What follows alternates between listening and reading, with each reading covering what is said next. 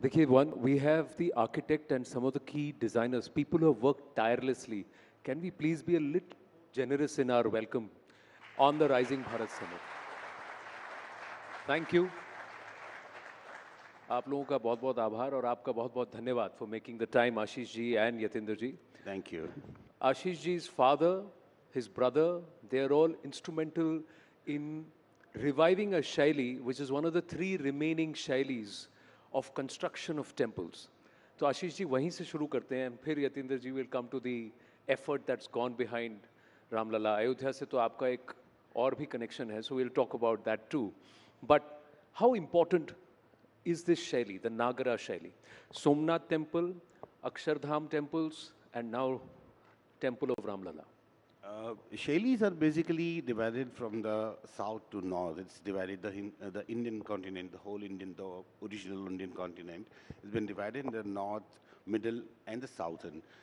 And each and every Shaili is being like the basics are the same, but according to the climatology, according to the geographical condition, according to the material what you are getting, from that part, it has been developed in certain ways. But the Nagar Shaili, which is like the northern side, from the whole, if you can say the Gujarat, the Madhya Pradesh, Uttar Pradesh, and all that, that is covered by the Nagar Shaili.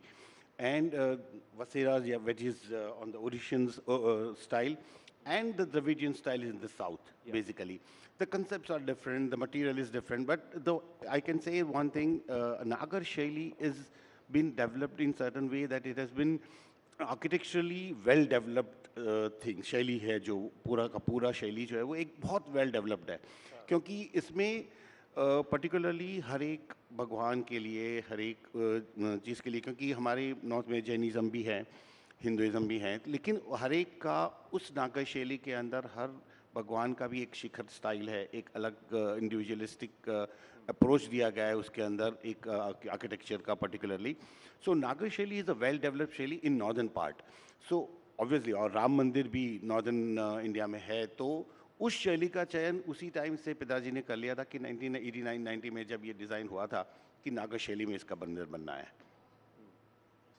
पर उस 80 के दशक में जब चंद्रकांत जी ने इसकी कल्पना की थी ये जो शैली है क्या ये विलुप्त हो रही थी what has this boom of construction of temples done इसके पीछे की जो कहानी है क्योंकि मंदिर तो सबको दिख रहा है उसके पीछे की कहानी आज हमें बताइए नहीं ऐसे विलुप्त नहीं हो कह सकते हैं विलुप्त नहीं हुई थी क्योंकि my great grandfather has design जिन्होंने सोमनाथ बनाया था वो भी नागर शैली का है वो एक उसमें भी नागर शैली में भी शांतार प्रसाद और निरंधार प्रसाद अलग से एक शैलियाँ हैं उसमें से तो सोमनाथ टेम्पल भी उन्होंने उस टाइम पे बनाया था तो विलुप्त नहीं हुई थी लेकिन प्रैक्टिस बहुत कम थी उस टाइम पे बहुत फ्यू कुछ फैमिलीज थी या ऐसा कह सकते हैं कि कुछ लोग मतलब ट्रस्ट थे या वही सब बनाते थे लेकिन डेफिनेटली राम मंदिर के बाद इसके अंदर काफ़ी कितने कारीगरों ने काम किया है इस पर रामलला पर राम मंदिर के अंदर अगर मैं कारीगरों की पर्टिकुलर बात करूं तो कम से कम 5 से 6 हज़ार कारीगरों ने काम किया है 6,000 कारीगर 6,000 आर्टिजन्स यानी 6,000 परिवारों की जीविका इस मंदिर के निर्माण से चल भी रही है डेफिनेटली और जीविका चलना ये बहुत मतलब बड़ी चीज़ हो गई अब लोगों को लिए कि अभी मंदिर कंस्ट्रक्शन टेम्पल कंस्ट्रक्शन इतना ज़्यादा हो रहा है कि पहले क्या था कि मंदिर के कंस्ट्रक्शन कम होते थे तो उनके फैमिली के लड़के जो ये काम करते हैं क्योंकि ये भी एक जनरेशन के बाद जनरेशन वाला काम था तो बहुत कम होते जा रहे थे लेकिन इसके बाद अभी इतना रिवाइव हुआ है कि काफ़ी लोग अभी इसके अंदर आ रहे हैं और इसके काम के लिए मतलब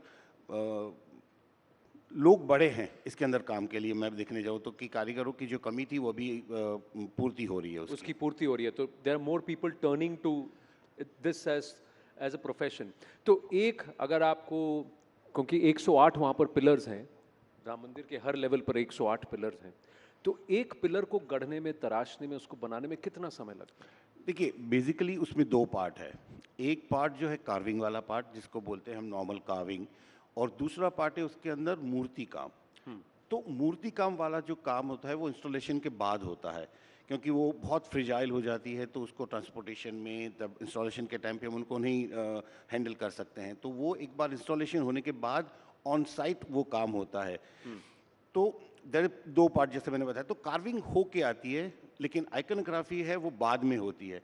तो पूरा एक कार्विंग वाला सिर्फ हम लोग काम देखें तो उसको ऑलमोस्ट 8 से 10 दिन लगते हैं 2 कारीगरों को कंप्लीट करते हुए। 8 से 10 दिन में बन जाता है? सिर्फ कार्विंग, सिर्फ कार्विंग, ओके। मूर्ति काम की बात नहीं कर रहा हूँ मैं। मूर्ति की आप बात नहीं कर रहे? हाँ, क्योंकि मूर्ति काम इंस्टॉलेशन के बाद होता है तो वो एक अलग पूरा वो काम एक है। अलग। यतेंद्र जी एक बात बताइए, राम मंदिर मंदिर ही तो है, ठीक है, केस जीत लिया गया, मंदिर बन गया, why make such a big deal out of it? बहुत लोग ये कहेंगे, what's the importance of this temple? लोगों के एक बात का जवाब देने के लिए शायद मैं यहाँ नहीं हूँ। लोग क्या कहते हैं, इससे राम मंदिर को फर्क नहीं पड़ता। आस्था की बात है, भारत के एक सांस्कृतिक प्रतीक की बात है राम जी की। और जिस आइकोनोग्राफी की आशीष जी बहुत सभ्यता से, बहुत संकोच से बात कर रहे हैं, वो बड़ा कठिन और पेचीदा काम है। क्योंकि एक आइकोनोग्राफी जब डिफाइन होती है, हम सब लोग साथ में उसको देखते हैं जब, तो अगर एक आइडल, एक कोई कथा प्रसंग उसमें चुन लिया गया है, हर मंडप का अलग अलग सिस्टम है कि रंग मंडप, फिर नृत्य मंडप, आगे जाकर गुड़ी मंडप तक जाता है। किस कल्पना के तहत पूरी शास्त्र सम्मत ढंग से राम कथा को जिस तरह से वहाँ दिखाया जा रहा है, तो सिर्फ राम ही नहीं है, रामलला तो हैं ही गर्भगृह में विराजे हुए, लेकिन गर्भगृह की जो परिकल्पना है उसके चारों तरफ जो 10 दिक्पाल बनाए गए हैं वो एंशंट फिलॉसफी से लेकर के आए, जो दशों दिशाओं के पालक हैं। और अगर आप ये जरा विवरण बताइए कि where is it inspired from? Is it mentioned? ये पूरे मंदिर में, अगर आप मंदिर पे जाएंगे और बाहर से ही शुरू करेंगे सिंहद्वार से और अंत तक जाएंगे और बाद में परकोटे तक आएंगे, तो करीब भारत के जितने भी प्रकार की जो आइकोनोग्राफी मूर्ति विज्ञान में माइथोलॉजी का जो पार्ट है, चाहे वो श्रीमद् भागवत महापुराण का मामला हो, अध्यात्म रामायण का मामला हो, रामचरितमानस और वाल्मीकि रामायण है, वो तो मौजूद ही है। विष्णु के इनकारनेशन की भी बात है कि विष्णु के महाअवतारों का वर्णन है, दशों दिशाओं का मामला है, कौन से मंगल प्रतीक हैं जो वैष्णव परंपरा में, जो वैष्णव सेक्ट में चलते हैं, वो सारी चीज़ें दिखाई जा रही हैं।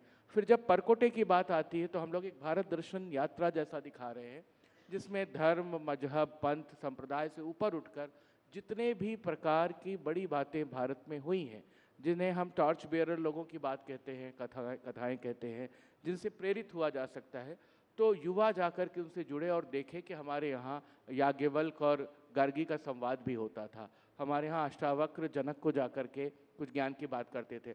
तो एक तरीके से एक ये मिक्स ब्लेंड है स्पिरिचुअलिटी और रिलीजन के साथ दर्शन का भी। तो भारत जिस रूप में बना है, भारत की जिस रूप में उपयोगिता है, मुझे लगता है कि मंदिर उसको बहुत अच्छे से प्रदर्शित कर रहा है।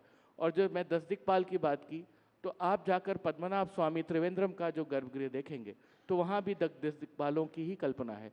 तो सोमपुरा परिवार ने ये काम बहुत अच्छे से किया कि जो पारंपरिक ढंग से हजारों साल की परंपरा में जो नागर शैली का जो बेस्ट आर्किटेक्चर था, जिसका स्पिरिचुअल एस्पेक्ट भी था, उसको हम लोग राम मंदिर में लेकर आए। आशीष जी, राम मंदिर इन अयोध्या, अक्षरधाम इन अक्षर पुरुषोत्तम स्वामीनारायण मंदिर इन अबू धाबी, रॉबिन्सविल में बना है, विश्व भर में अब मंदिर बन रहे हैं। सब काम आप ही करेंगे तो बाकी कौन करेगा? नहीं, सब जैसे रॉबिन्सविल हमने नहीं किया है और जो अभी रिसेंटली किया वो भी हमने नहीं किया है। मैं बता दूं, अक्षरधाम जो गांधीनगर का है वो हमारा काम है। और वैसे मैं कह सकता हूं कि हमारा परिवार ब्लेस्ड है कि सोमनाथ से लेके गुजरात के तीनों जो माओ के बड़े मंदिर है, पावागढ़ है, बहुचरा जी है, अंबाजी है, सारे काम हमारे परिवार के थ्रू हैं। वो एक ऊपर वाले का आशीर्वाद ही है कि हम कर रहे हैं। तो यानी इसमें भी अब कंपटीशन आ गया है? कंपटीशन जैसे कंपटीशन कोई चीज़ नहीं है इसके अंदर। बेसिकली सोमपुरा एक हमारा पूरा एक कम्युनिटी है। इस कम्युनिटी में मेजॉरिटी लोग अभी तक इस काम से जुड़े हुए थे। पहले तो सारे के सारे इसी काम से जुड़े हुए थे, लेकिन जैसे बीच में एक क्वेश्चन आया कि जिसमें मंदिरों का काम बहुत कम हो गया, ये हो गया, लोगों को ऐसा लगा कि ये काम करना मतलब पत्थरों पे कार्विंग करना वो थोड़ा नीचा समझने लगे लोग। तो उनके परिवार के लोग फिर दूसरे और बिजनेस में जाने लगे, वो करने लगे, लेकिन हमारा परिवार इससे जुड़ा रहा। तो आपको कभी ऐसा नहीं लगा I don't want to do this, ये हो गया, ये टाइम इज ओवर? नहीं, ऐसा कभी नहीं लगा, क्योंकि हमारे परिवार में जैसे बोलते हैं ना कि बच्चा जब पैदा होता है ना, हम लोग यही देखते आ रहे हैं, पापा को यही बात करते देखते आ रहे हैं, घर में यही चीज़ें होती रहती है, सब किताबें वही पढ़ी रहती हैं। तो बचपन से ऑलमोस्ट यही लोगों के दिमाग मतलब यही था तो कि यही इसको करना आप है। एक प्रोफेशन की तरह देखते हैं कि इसको भी आप एक आध्यात्मिक कंट्रीब्यूशन की तरह देखते हैं कि देखिए this is what I am contributing towards Bharat spirituality, देखिए इसको कैसे देखते हैं आप? देखिए आध्यात्मिक तो होता ही है और एक प्रोफेशन भी है हमारा, उसमें भी मना नहीं कर सकते हम लोग, क्योंकि जो हमारी जीविका आती है उसी से आती है। तो हम लोग ये भी नहीं कह सकते कि हमारा प्रोफेशन नहीं है, लेकिन डेफिनेटली एक अटैचमेंट तो होता ही है। जब आप कहते हैं ना कि जब बच्चा जब बड़ा होता है तो उसके सामने जो होता रहता है ना वो उसके मस्तिष्क में छप जाता है।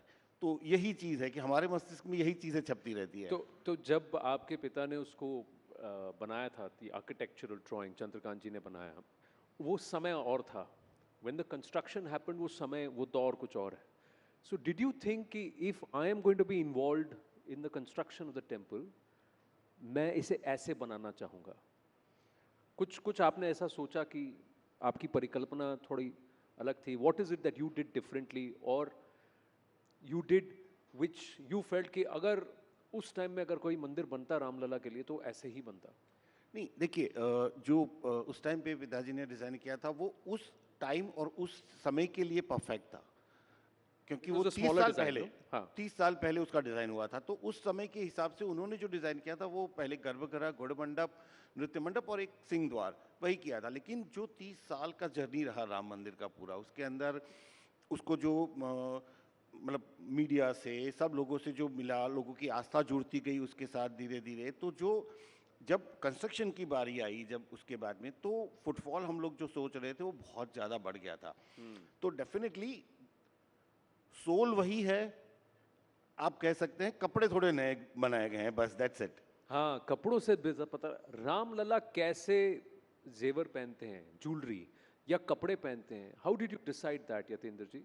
बिकॉज राम जी का वर्णन तो अधिकांश तो वनवास में है, he is in matted locks and you know barely wearing anything, एक उनके राज्याभिषेक से पहले और जब वो बालपन में थे। तो how did you decide how Ramlala should be dressed? बहुत अच्छी बात है आपने पूछा। राम जी का जो एक चरित्र है और जो उनका स्वरूप है वो तो वनवासी राम का ही है, कि उसी वजह से वो सबके नायक हैं। लेकिन ये भूलना नहीं चाहिए कि वो रामलला अपने मंदिर में है, यानी अपने पिता अपने माँ के भवन में है, 5 साल के हैं। 5 साल का बच्चा जो अपने पिता के यहाँ है और जो राजकुमार है वो राजोपचार के साथ ही रहेगा। किसी भी बड़े आदमी का, या जो उस जमाने के तो अखंड आर्यावर्त के सम्राट थे राजा दशरथ, तो रामलला का जब कंसेप्ट मुझे दिया गया कि आपको सारी ज्वेलरी के बारे में अवधारणा विकसित करनी है, ये चैलेंजिंग था, लेकिन पूरा ट्रस्ट इसमें इन्वॉल्व था। और श्री गोविंद देव गिरि जी महाराज, उनसे हम लोग इंस्ट्रक्शन लेते थे और चंपत राय जी उसमें पूरा सहयोग देते थे कि पहले इसकी अवधारणा देखो कि किस तरीके से हम अपने रामलला का श्रृंगार कर सकते हैं। तो श्रृंगार के लिए जो सबसे प्रमुख टेक्स्ट हैं, सबसे पहले तो अध्यात्म रामायण ही, जिसके बेस पर तुलसीदास जी भी अपनी बात करते हैं। तो अध्यात्म रामायण, रामचरितमानस, वाल्मीकि रामायण मेल मुख्य आधार की तरह थे। लेकिन बहुत सारे पदों में, बहुत सारे मंत्रों में, बहुत सारे साउथ इंडियन टेक्स्ट में भी रामलला के श्रृंगार का वर्णन है। यमुनाचार्य जी एक बड़े संत हुए साउथ Yes. के, उन्होंने आलवंदार स्तोत्र लिखा, तो वो लक्ष्मी नारायण जी और तिरुपति बालाजी और तमाम जगहों पर उनके श्रृंगार की अवधारणा के हिसाब से वहाँ बताया जाता है। उसमें सारी पदावलियाँ भी ऐसी, तो कुछ उसमें से लेना था, कुछ कवितावली से लिया तुलसीदास जी की। सभी ने सुन रखा है ठुमक चलत रामचंद्र बाजत पैजनिया, तो पैजनी भी पहनानी चाहिए क्योंकि बच्चा है और वो ठुमकेगा, 5 वर्ष का होगा। और कुछ प्रतीकात्मक चीज़ें हैं जो श्री राम को धारण करनी चाहिए। उनके हृदय पर श्रीवत्स चिन्ह बना हुआ है, वो कौस्तुभ मणि धारण करते हैं। अब कौस्तुभ मणि क्या हो? कौस्तुभ मणि एक दिव्य मणि है, लेकिन कौस्तुभ मणि किस चीज़ की बनती है, कुछ ऐसा तो सामने था नहीं। तो उस पर बहुत सारा मंथन हुआ। फिर ये हुआ कि वो सूर्यवंशी हैं, सूर्य का प्रतीक लाल होता है रंग, माणिक यानी कि हम रूबी इस्तेमाल करें तो रूबी और डायमंड के एक बड़े उसमें कटिंग में एक ऐसा मणि धारण कराई जाए। तो इस तरीके से उसकी अवधारणा बनी। ऐसे ही मुकुट की अवधारणा बनी। वैजंती माल पहनाया जाता है भगवान को। वैजंती माल विजय का माल होता है, और जहाँ मंदिरों में आप देखते हैं रंग बिरंगे फूलों के एक बड़े हार होते हैं। तो इसे हुआ कि इसे स्वर्ण आभूषण में निर्मित किया जाए। तो जितने वैष्णव प्रतीक हैं राम जी के, शंख चक्र पद्म गदा, ये सारी चीज़ें उसमें बनाई गई। फिर 5 प्रकार के फूल बनाए गए उसमें। पंच फूलों का कहते हैं कि वो देवता को पसंद है। तो उसमें आपका लोटस था, कमल था, कुंद था, कुंद की माला सरस्वती को भी पहनाते हैं, पारिजात, तुलसी, तो तुलसी तुलसी पत्र तक उसमें लगाया गया। तो इस तरीके से छोटी छोटी डिटेलिंग हम लोगों ने की उनकी अवधारणा रचने में भगवान की। और जितने भी गहने पहनाए गए, कोशिश की गई कि वो एंशिएंट टेक्स्ट से रेलिवेंस उनका बनता हो। जैसे एक हार होता है जो 4 या 5 लड़का, आज 5 लड़ा 7 लड़ा कहते हैं, उस जमाने में उसे पदिक कहते थे, तो पदिक निकाला गया वाल्मीकि रामायण से। इसी तरह से बाजूबंद को भुजंग कहते थे, तो हमने उसका टर्मिनोलॉजी भी वैसे ही रखी कि कल को कोई इसकी डिटेलिंग करना चाहे, इस पे कोई स्टडी करना चाहे। और ये बहुत बड़ा चैलेंज था।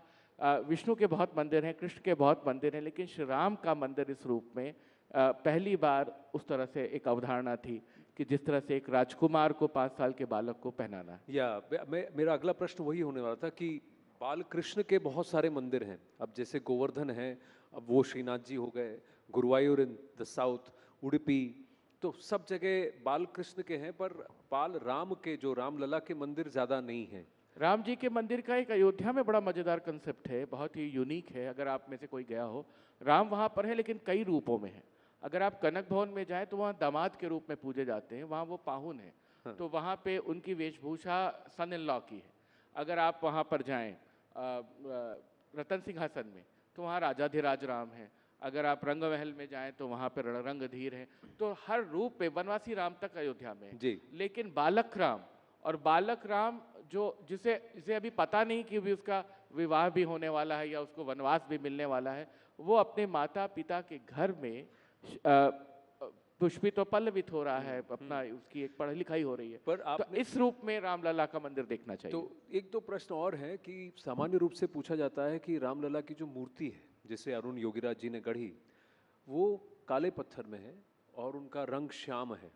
भले ही वर्णन उनका हमेशा श्याम रहा है, लेकिन राम जी हमेशा श्वेत दिखे हैं पूर्व में और उत्तर में उनकी मूर्तियां। तो इसका कोई एक पॉलिटिकल मुझे लगता है भी है कि देखिए दक्षिण भारत की तरफ रुझान है, तो इसलिए वहां से भी लोगों को आकर्षित करना है, इसीलिए मूर्ति मुझे ऐसा तो नहीं लगता है, क्योंकि बहुत जगहों पर जो मूर्ति की अवधारणा है, जब जिन कालों में मूर्तियां बनी, और खास करके पुराने समय में जब राजशाही रही होगी या जब जिसका अलग अलग साम्राज्य रहा, तो अपने ढंग से जिसने जैसा पसंद किया होगा, उस समय के स्कल्प्टर्स कौन रहे होंगे, उन्होंने कैसा बनाया और क्या रूप पसंद किया गया।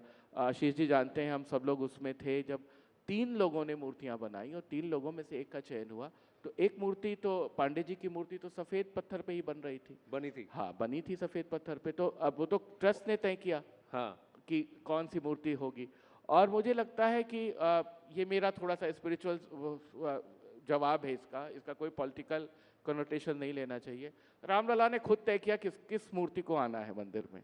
वो प्रभाव ऐसा ही है, क्योंकि किसी भी, जो कि जब ज्वेलरी भी बन रही थी, मनीष त्रिपाठी जी ने जब वस्त्र अवधारणा रखी, आप किस भाव से देखते हैं रामलला को, आप अपनी भक्ति में कृष्ण, राम या शिव को किस भाव से देखते हैं, उसी का मैनिफेस्टेशन आपको रिफ्लेक्ट होकर के मिलता है। तो मुझे नहीं लगता है कि इसके पीछे, और जहाँ तक मेरी समझ है, जितना मैं असिस्ट कर रहा हूँ मंदिर के काम में नृपेंद्र मिश्रा जी को या ट्रस्ट को, मुझे नहीं लगता है कि कोई राजनीतिक दबाव कोई रहा होगा या कहीं से किसी ने कहा होगा कि ऐसा करना चाहिए। क्योंकि खुद मैंने मंगल ध्वनि का आयोजन किया था 22 तारीख को, और बाद में श्री राम राग सेवा हुई। 45 दिनों तक देश के सारे मूर्धन्य कलाकार गए। तो मुझे बिल्कुल मुक्त हस्त काम सौंप दिया गया था कि आप इसे करिए, और मुझे किसी ने कोई हस्तक्षेप नहीं किया, बल्कि सहयोगी किया। कोई हस्तक्षेप नहीं किया। What does this temple mean for all of us? Why is it so important कि लोग कहते हैं कि 1000 साल तक अब ये नहीं गिरेगा? आशीष जी। देखिए, इसके अंदर बेसिकली जो कंस्ट्रक्शन टेक्नोलॉजी है वो हमारी बरसों पुरानी जो टेक्नोलॉजी है, जो स्टोन के साथ दूसरे स्टोन को जोड़ के बनाने की। तो इसमें सलिया, आयरन सब यूज नहीं किया गया? नहीं, बिल्कुल कहा जाता है बहुत कंक्रीट सलिया सब डाला गया है, ये सब कहने की बातें हैं कि कुछ नहीं। बिल्कुल नहीं। कोई मुझे बता दे कि एक स्टील का टुकड़ा भी डाला गया हो, क्योंकि स्टील को शिल्प शास्त्र में शुद्ध धातु माना गया है।